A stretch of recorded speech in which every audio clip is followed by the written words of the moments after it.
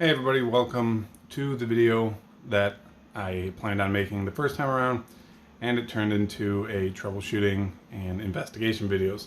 So if you haven't seen the videos on those, I'll link them in the description. But basically, this is my Socket A retro PC that I just put together, and it's finally done giving me trouble, and we can actually do the kind of stuff with it that I wanted to do in the first place. So let's benchmark it, let's play a couple of games and see what it can do. And then of course we'll see if we can improve upon some of its negative traits. The first one being how unbelievably loud it is. Even in this case, which is the Define, what is this, the Define R4. So it's got lots of sound deadening material in there, and it should be quieter, but it's not. I hope that's coming off on the camera. But it's loud. It's really loud. But we'll get to that in a little bit. First, I would like to run it through the normal gambit of things I like to test a computer with. One being some sort of version of Cinebench. I have version 2003. And then we'll run it through the 3D marks. I built this computer, the first time around, I believe somewhere in like 2001. It might have been in the early 90s or late 90s. I don't remember 100%. However, so the hardware that's in this computer is from around 99, minus the graphics card, which came out in like 2004 or 6. Anyways, so these would be a pretty good benchmark on how well the hardware could handle gaming when it first came out, and then how well it could handle gaming at the end of its run, because I built a new computer in like 2008 or 9. So let's start with CPU bench, and we'll run through them. And then we're going to play some games. Of course, Oblivion, that was this hardware here is the hardware I used to play it. It didn't run great. I'm not expecting it to run great. Probably a little bit better than I remember because of the newer card in there. Remember, I had the ATI Radeon 9800 Pro, 256 megabyte, I believe. And then, of course, we're going to try and run Crysis because that's the benchmark for everything. Can it run Crysis? We'll find out.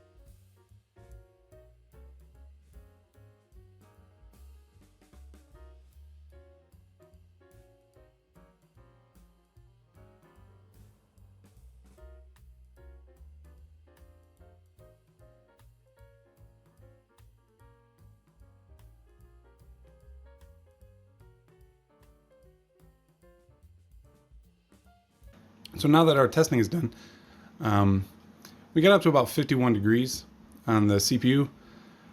It stayed pretty much level the entire time. Temperature's dropping now that it's at idle, but 51 degrees is pretty normal for these CPUs, and idling at idling high, because it's always clocked up. These old things don't clock themselves down or underclock themselves to save power. There's no power saving settings on these. They're just always 2 gigahertz.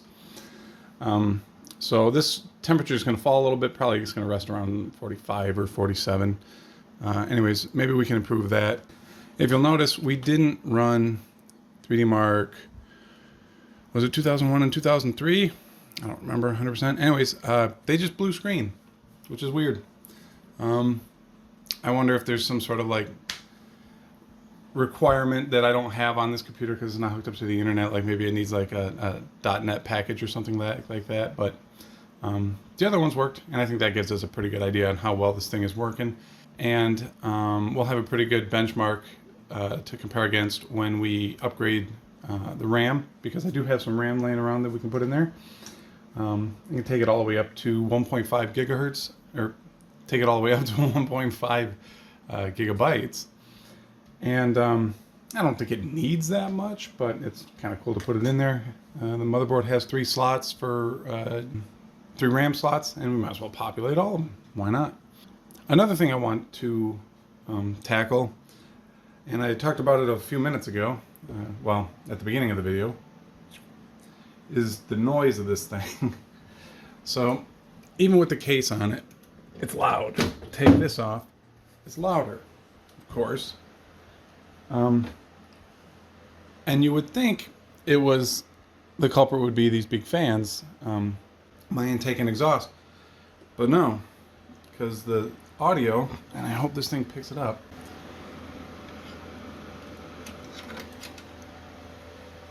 barely any change from disconnecting the 2 intake and exhaust fans. All of our noise is coming from this little, and I don't even know how big that is. It's not 60 millimeters, like 50 or 40 millimeter fan. Thing's loud.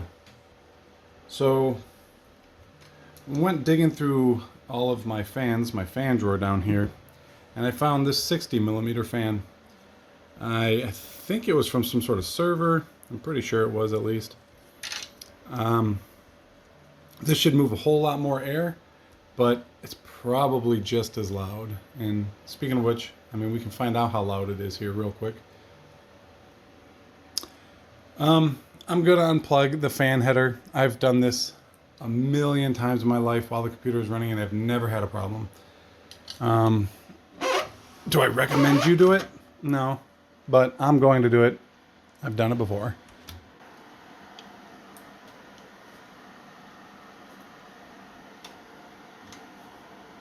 Well, the power supply fan is loud too.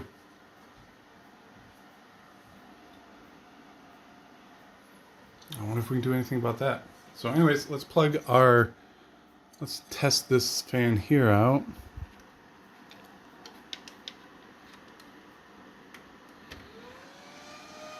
Oh, that's ridiculously loud.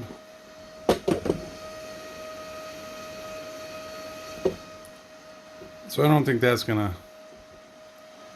not gonna solve my issue.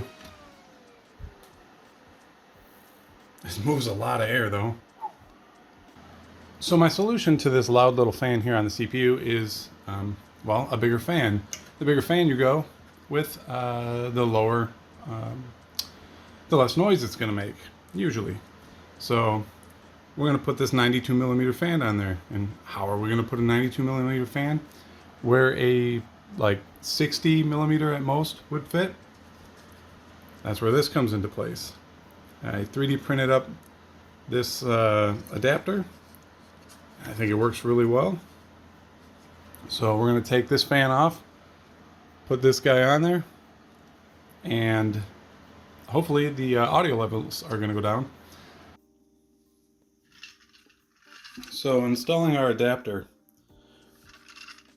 onto this heatsink shouldn't be a big deal. It might be a little bit difficult because the screws used to go into this little Y-shaped area on the fins here that has threads cut into it. We don't get that luxury anymore. We're going to be out here on the corners. So we're going to pinch these fins together and hopefully cause enough friction when we go to put this on there that the fan holds on there. I would have liked to get a better cooler for this, but again, this is going back to the ATI 9800 Pro, and there is a certain price tag or limit that I'll put on nostalgia. I was seeing coolers like for like $60, like the Scythe Ninja and stuff like that. So it is what it is. This is going to do well. The giant, this 92 millimeter is going to push a whole lot more air than that 40 or whatever it is, 50 millimeter. Not that the temperatures get high in this thing, but the noise levels are, and I would like it to be a little quieter. So let's see what we can do here. And like I said, this is just a friction fit. So I might need to shut the camera off here real quick so that I have room. But basically what I'm trying to do, and let me grab you.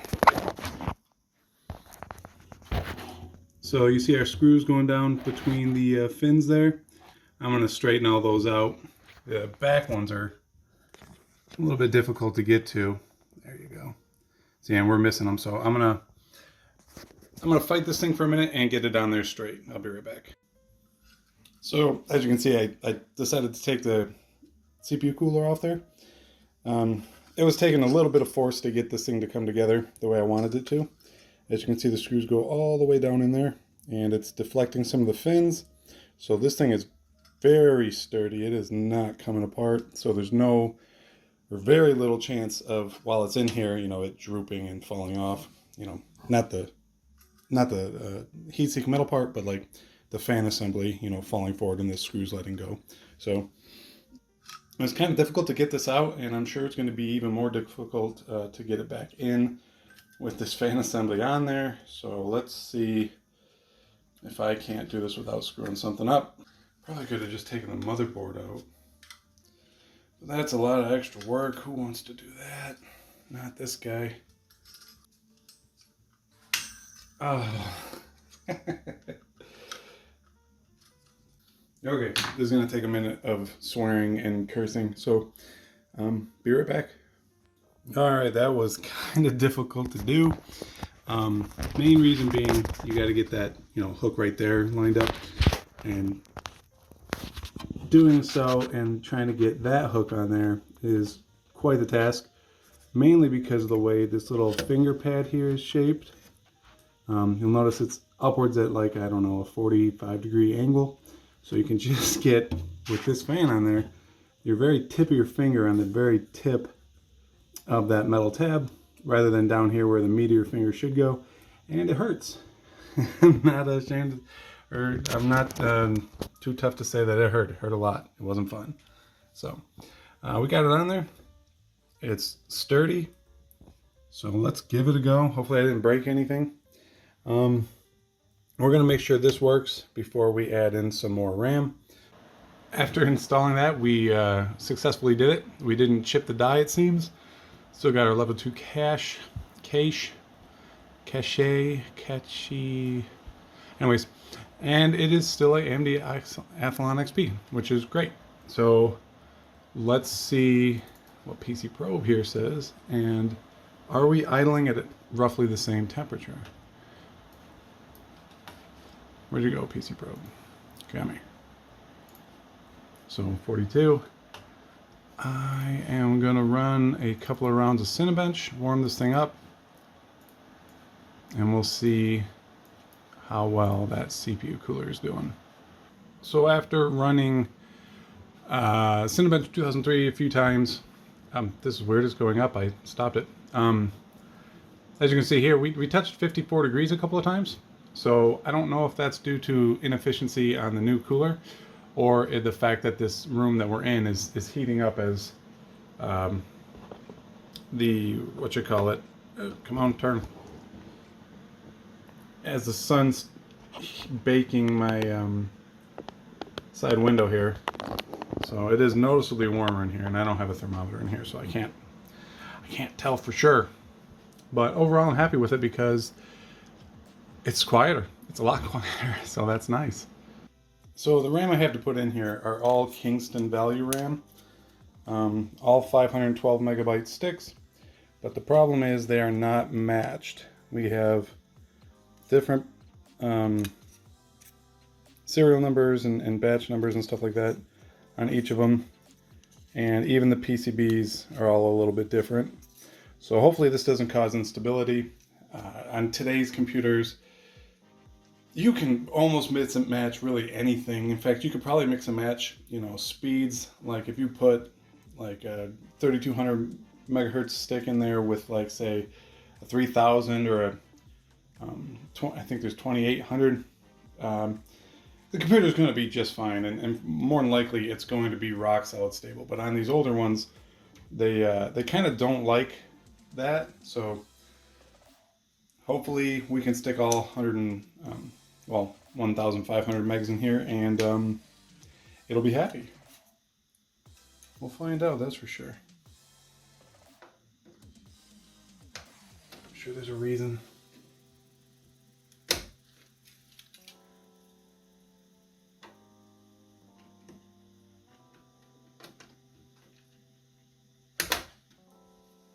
Is that the short one? Yeah. Okay.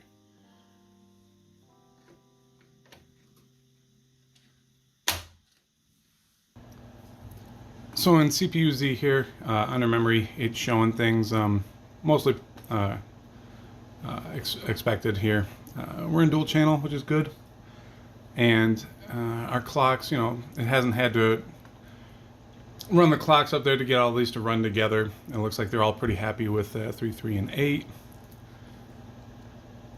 Checking over here in the per slot information here, module size 512. All this stuff in here is going to differ slot to slot, definitely serial number, possibly part number. I'm hoping the module manufacturer doesn't change. The max bandwidth should be the same, 3200, 200 megahertz. And then of course, week year. All this stuff should remain the same. Oh, I missed. So yeah, serial number changed. We lost the week and year, which isn't a big deal. And then number 3. Oh yeah, that changed a lot. Nanotechnology 1 and 2 are Kingston's. Part number changes big time. Oh, and the JDEC changes significantly. Number 3 does not support 133 megahertz, 166, 200.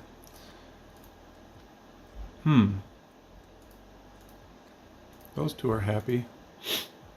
All the cast latency and timing and stuff like that seems to be the same for these two, which is good. I don't know. We might find that there's some instability, and if there is, taking this down to 1 gigabyte of RAM is probably fine. We are well above where we really need to be as far as RAM goes. So let's see if we get any improvement on Cinebench. If I remember right, we did a 244 last time. Oh, zoom out. So let's run this, and I'll see you in a minute. All right, we're wrapping up, and 244. So the extra RAM did not help. Let's run 2000. So we'll let this run. I believe the last time it was something like 10,300. Be right back. Yeah, the last time it was like 10,255. So hopefully we beat that this time. Finished 3D Mark, and we've gone up to 10,550, which is roughly 300 points. Not a significant gain, so I don't feel like we probably don't need extra RAM in here. I wonder if it makes Crysis any more playable. So it's currently loading up, and it seems like it's way faster. It might not be. It could just be me remembering wrong. The way it plays in game is really going to be the true test. Oh. All right, let me see if I can get into it. Okay, maybe it does not like that odd stick in there that's causing some instability. All we can do is remove it and find out. So it would seem there is something about the extra RAM that's in here that Crysis just doesn't like. So really, what can we do here? That kind of sucks. I could try different combinations of RAM sticks and different positions on the motherboard, but I don't think this old I don't think the Athlon XP 2400 is in any shape or form capable of playing Crysis, even on low settings that we were doing it before. We're gonna stop trying. What about Oblivion? I'm sure Oblivion plays better. Well, it seems like Oblivion doesn't like the extra RAM. Well, isn't that weird? Let me putz around with some stuff. That's weird. All right, well, after a couple of restarts and poking around in the BIOS and really not changing anything, we've loaded into Oblivion. So we should probably play around in here, see if it plays any better, and then check Crysis. Go ahead and do TDT. Whoop. Turn our FPS on, and now really the only way we can see if the extra RAM has added anything to it is to just play. Oh god, that's been recording this whole time. That's gonna be a long. Okay, cool. All right, let's go.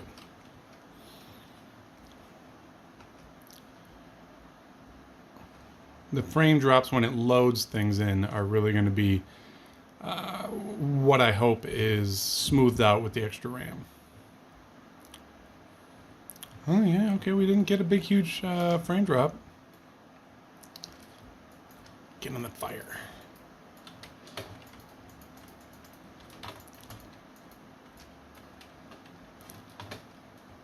Hey bud. Hey bud. Wait, you... Doesn't that hurt? Will you eventually die? No. No, it doesn't look like you lost any health.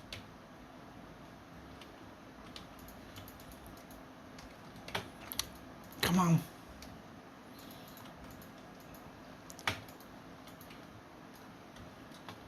So if I step in the way, will I lose health? Well, yeah. What the hell? Ooh, that's gotta cause some internal damage. But let's go. So the loading seems faster. And as I progress through levels and things load in, like enemies and whatnot, I don't feel like we're getting that big drop in frames anymore. Hey, whoa, hey, where did you come from, my guy?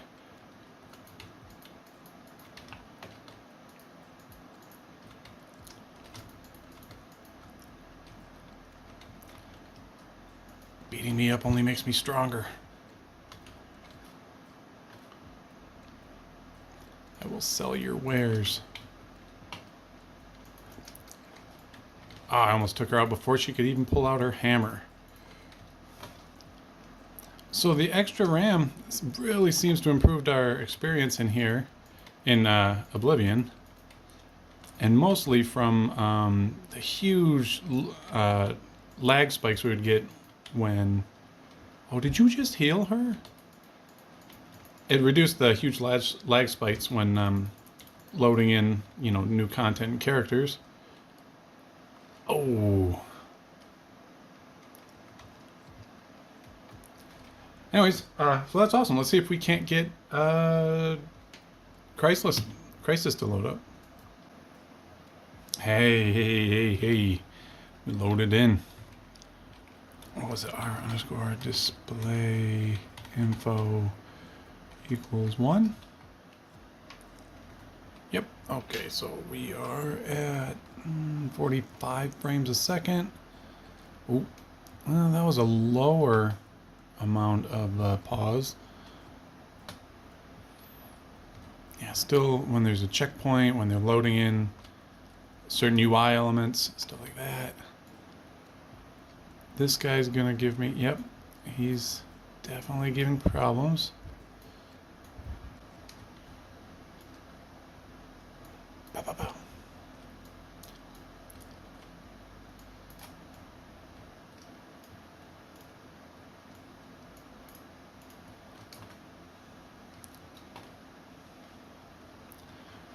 So definitely much more playable, but I wouldn't say it's a overly enjoyable experience. Plays it better than my computer did back in the day with the ATI Radeon and only 512 gigs of RAM, 512 megs. However, it's not running much better.